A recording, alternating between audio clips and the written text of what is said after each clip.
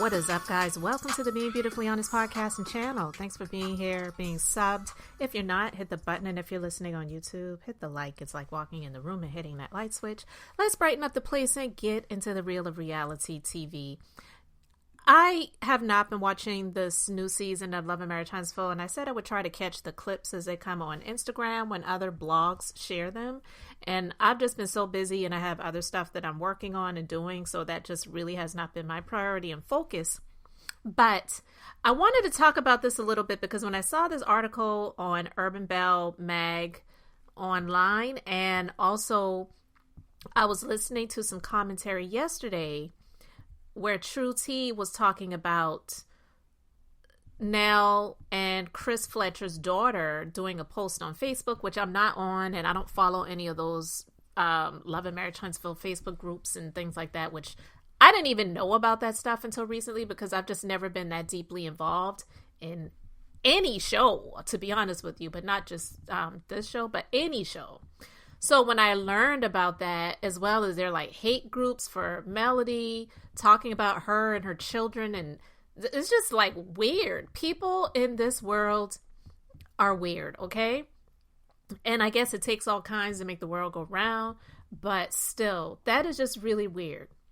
So I wanted to talk about this for a minute. So Urban Belle Magazine, they're talking about the fact that the ratings have dropped to a season low. Fans have a lot to say about the current season of the show on social media. This is due to the fact that multiple cast members were arrested in the last couple of months. Destiny Payton was arrested for identity theft. Maurice Scott picked up for DUI recently. Martell Holt was arrested for domestic, in the third degree, harassing communications after Melody Cherie Rogers pressed charges against him. He has since been convicted. However, he did appeal, and the trial takes place in September. The seriousness of the matter rubbed many fans of the show the wrong way. In response to Martell not being removed from the show, they have decided to boycott. The blackout wasn't something every fan intended to support. Some planned to watch the latest episodes, but they were immediately turned off by how the cast and others addressed Martell's arrest. In one highly criticized scene, Martell described what he did as just a text message, while Miss Marlene told Martell he was a great husband and to never change. Nell Fletcher told Stormy Steele that she didn't agree with Martell being arrested because she didn't like seeing black men locked up. She later acknowledged her sentiments stemmed from her son's ongoing legal issues. Both were arrested recently. Others have complained that the show has become too boring to keep supporting. They aren't all that interested in the current storylines and new cast members. As we reported, Destiny returned to call out her ex-boyfriend Moses Monroe for marrying her former producer Sonny Minks. Plus, LAMH newbies Latricia and Ken can't make things official until Latricia officially divorces her estranged husband of 5 years. Well, ratings have dropped significantly for the show. The most recent episode pulled in 238,000 viewers. The ratings have been dropping for weeks, and this is a season low.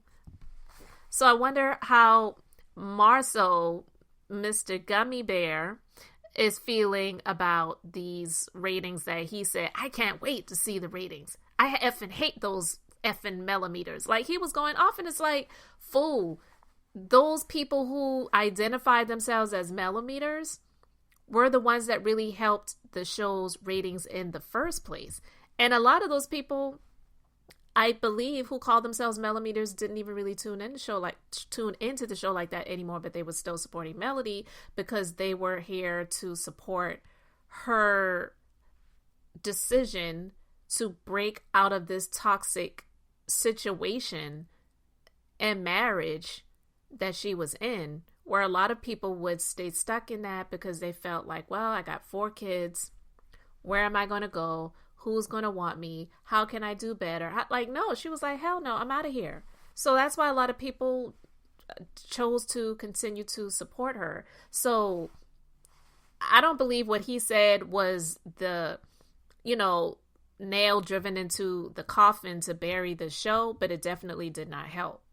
And so, speaking of what people are saying and talking about the ratings are dropping because people say the show is too boring or too toxic or whatever. Now, I'm not saying these things, if they were added to the show, would contribute to the ratings or people tuning in, because I really don't even believe that it would turn things around completely. It definitely would not double the ratings. But Nell Fletcher, who I don't like the way Martell came at her, because, you know, he is the definition of misery loves company. So he's always going to try to couple himself or group himself with people that he says are down low or dirty to make it look like, well, look, I'm not the worst person around here, because these people, they're guilty too. We know he did that with Marceau seasons ago when he was talking about, you know, Marceau, he got 20 women out here. And listen, that might have been, I don't know. But again, he likes to group himself with other people to say, I ain't the only one. That's why he was doing it with his own wife that he was doing dirty for all those years. Instead of just accepting the fact that he was a douchebag, you know, a narcissistic psychopath who cannot really help himself with the selfish decisions that he made, he chose to try to make her the villain and make her either as guilty or worse than what he is. So to make it like, oh, well, she cheated, then I cheated. Where we know that's not the truth, because if it was, he would have been saying that far back. When she said you should have kept your penis in the household, his response, knowing who he is, would have been, well, you should have kept your PUSSY in our house too, but you didn't do that. He never said anything about this woman cheating until late, when he knew that, you know, she was like, I'm done with covering for you. So I'm going to not only divorce you, I'm going to hold you accountable when it comes to the criminal justice system for what you tried to do to me with this revenge PORN. So that's when he wanted to try to start making it like that, as well as when he was, you know, insinuating that she's an HOE out in the street and you've been with too many men for me to want to be with you anymore. And it was just like, where was this coming from? Because you never said that stuff before. So he's a liar. But I'm saying all of these things to say, I still don't like how he came at Nell when they had to sit down, but he wasn't lying. Let's just be honest. Nell, whether she wants to admit it or not, and we know she doesn't want to admit it, she was a chick on the side, or a side chick. And Kimmi was too. And these women, they were involved with men who were not divorced. And that is the thing that people need to come to grips with. I get it. Sometimes you may be infatuated, or you might even fall in love with somebody that you started having dealings with. But if you chose to get started with somebody who was not divorced and they were separated, all you have is this person's word. And you don't know what they're telling that wife. You can only go by what they're saying. And if they're being dishonest by being with you without having a finalized divorce, then how can you really believe anything that they're saying? So that's why with Kiowa, she, I believe, was for the benefit of her son, because we could tell that she really loves their son, the son that she has with Maurice. She really loves her son, and she didn't really want to put him out too bad like that for the sake of her son. But she was trying to let people know, like, no, look, me and him, we were together. He was giving me the impression that we were going to be trying to work things out. And all along, it was pillow talk. He was probably still screwing her. She's thinking they're going to reconcile the marriage, get back together. Because even the Bible talks about separating for a time is good. But, you know, once you get it all worked out, you come back together and you do what you got to do. Now, I'm not talking about Melody and Martell. That's a completely different situation. Some people, they just never should have been, or they definitely need to be over if they were.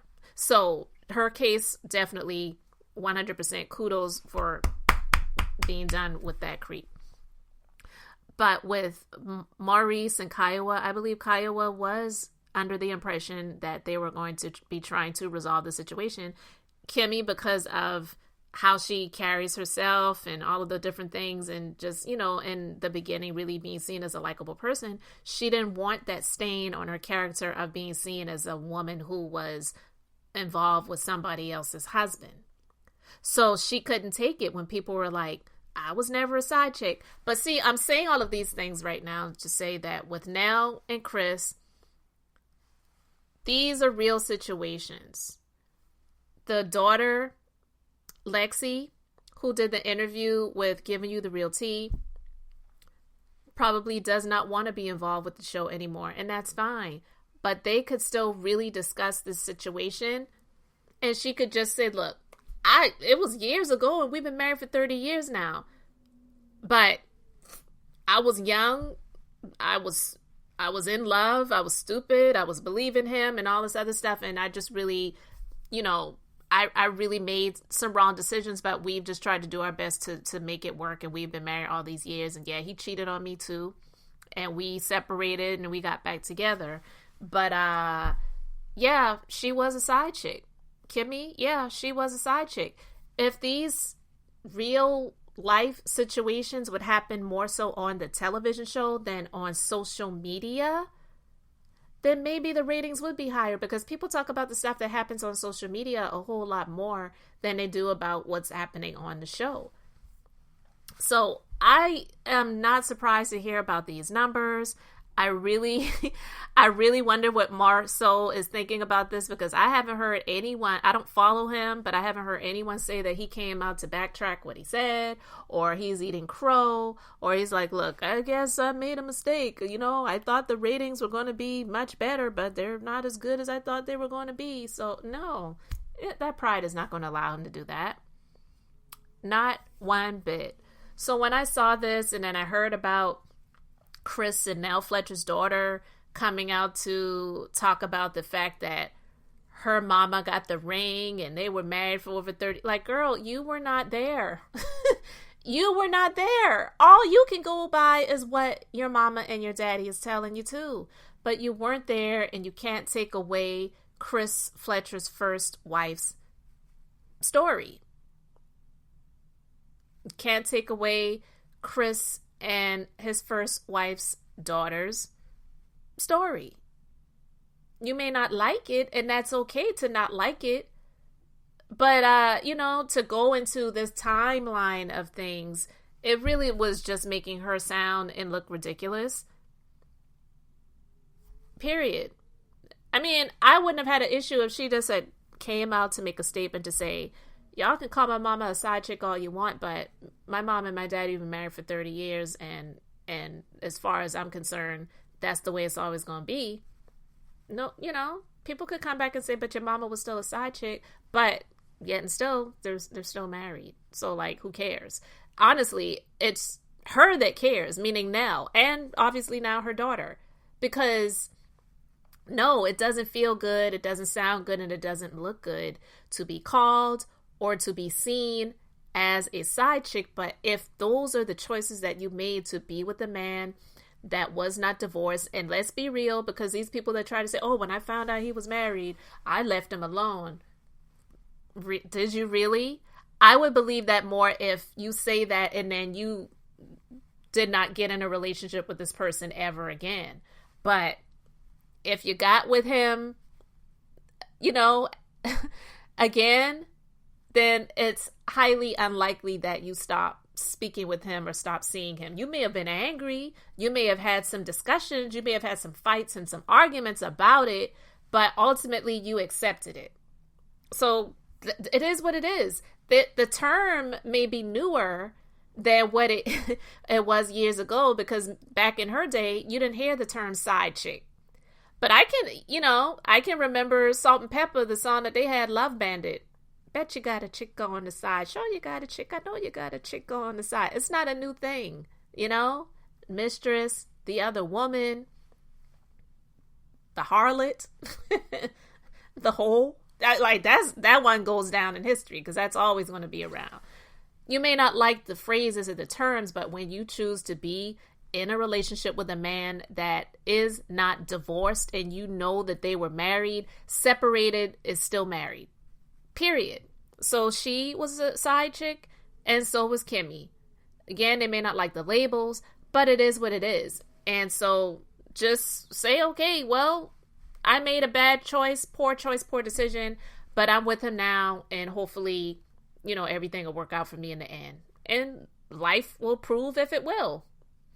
So anyway, guys, I just wanted to talk about that a little bit. Let me know your thoughts in the comment section. Thanks for being here, liking, and subscribing. I'm Beth, just being beautifully honest. So until next time, I wanted to keep it brief, beautiful, and now I'm going to say bye.